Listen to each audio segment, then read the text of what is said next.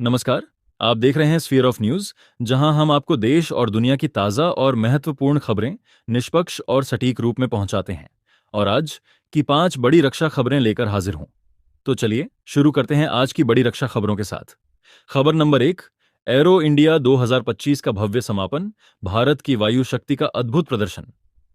बेंगलुरु के यलहंका वायुसेना स्टेशन पर आयोजित एशिया की सबसे बड़ी रक्षा और एरोस्पेस प्रदर्शनी एरो इंडिया 2025 का आज भव्य समापन हो गया।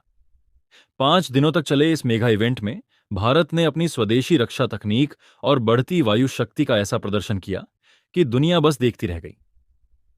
90 से अधिक देशों की भागीदारी, 900 से ज्यादा रक्षा कंपनियों की प्रदर्शनी और आसमान में गरजते तेजस, सुखोई और राफेल विमानों के करतबों ने दुनिया को यह संदेश दे दिया, भारत अब सिर्फ एक बाजार नहीं, बल्कि रक्षा तकनीक में एक उभरती महाशक्ति है।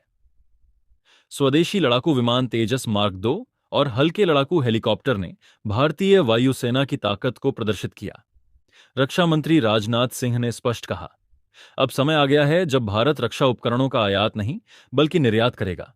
और वाकई भारत का यह आत्मविश्वास अब सिर्फ शब्दों तक सीमित नहीं है, बल्कि आधुनिक तकनीक और स्वदेशी उत्पादन के जरिए यह हकीकत बन चुका है।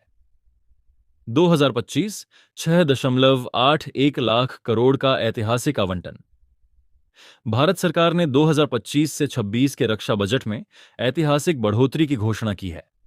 रक्षा क्षेत्र को कुल 6.81 लाख करोड़ रुपए का आवंटन किया गया है, जो अब तक का सबसे बड़ा रक्षा बजट है। इस बजट में सबसे बड़ा जोर रक्षा आधुनिकीकरण और स्वदेशी उत्पादन पर दिया गया है। 1,80,000 करोड़ रुपए सिर्फ नई रक्षा तकनीक और हथियार प्रणालियों के विकास में खर्च किए जाएंगे। यानी अब भारतीय सेनाएं आधुनिक हथियारों से लैस होंगी और दुश्मन को हर मोर्चे पर मुंहतोड़ जवाब देने में सक्षम रहेंगी। सेना के आधुनिकीकरण की इस पहल से एक बात तो साफ है, भारत अब न सिर्फ अपनी सीमाओं की सुरक्षा को लेकर पूरी तरह सतर्क है, बल्कि वह वैश्विक रक्षा बाजार में भी अपनी मजबूत उपस्थिति दर्ज कराने की तैयारी कर चुका है। दुनिया देख रही है कि भारत कैसे अपने रक्षा क्षेत्र में आत्मनिर्भरता की ओर बढ़ रहा है।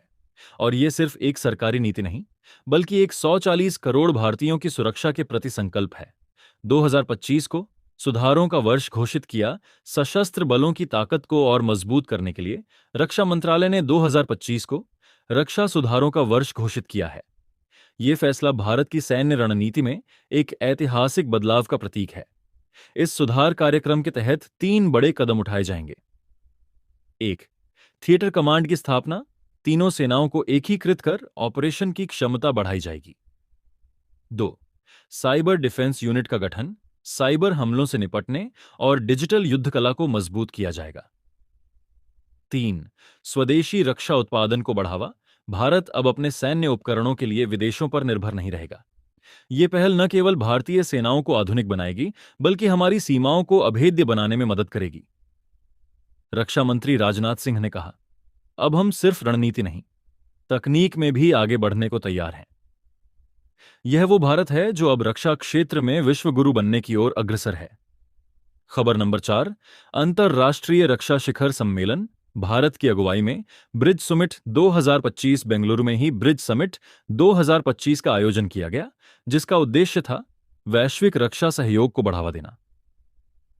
Building resilience through international defence and global engagements, यानी अंतर्राष्ट्रीय रक्षा और वैश्विक संलग्नता के माध्यम से लचीलेपन का निर्माण।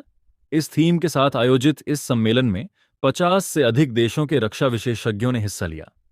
भारत ने इस मंच से एक बार फिर अपनी रणनीतिक सोच का परिचय दिया और आतंकवाद, समुद्री सुरक्षा और रक्षा तकनीक में सहयोग पर जोर दिया।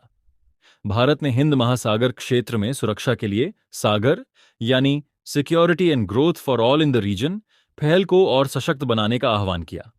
दुनिया मान चुकी है कि भारत अब सिर्फ अपनी सुरक्षा ही नहीं, बल्कि पूरे एशिया प्रशांत क्षेत्र में स्थिरता और सुरक्षा का महत्वपूर्ण स्तंभ बन चुका है। खबर नंबर 5। भारतीय नौसेना की दमदार शक्ति, समुद्र में भी बढ़ी ताकत।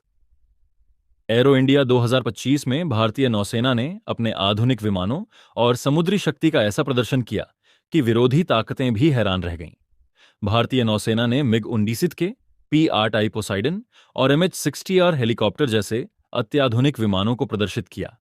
ये सभी प्लेटफॉर्म भारतीय समुद्री सुरक्षा को न केवल मजबूती देंगे, बल्कि हिंद महासागर क्षेत्र में भारत की निर्णायक भूमिका को और मजबूत करेंगे। आईएनएस विक्रांत और आईएनएस अरिहंत के प्रदर्शन ने साफ कर दिया कि भारतीय नौसेना अब एक ब्लू वाटर नेवी बन चुकी है, जो किसी भी परिस्थिति में अपनी समुद्री सीमाओं की रक्षा कर सकती है। नौसेना प्रमुख एडमिरल आर हरिकृष्णन ने कहा, हमें गर्व है कि आज हमारी नौसेना पूरी तरह स्वदेशी तकनीक से सुसज्जित है और हम किसी भी चुनौती का सामना करने के लिए तैयार हैं। ये 5 बड़ी खबरें सिर्फ एक दिन की नहीं, बल्कि भारत की रक्षा नीति में हो रहे ऐतिहासिक बदलावों की गवाही देती हैं। स्वदेशी उत्पादन, तकनीकी आधुनिकीकरण और वैश्विक रक्षा सहयोग, ये 3 स्तंभ अब भारत की रक्षा रणनीति की नींव बन चुके हैं।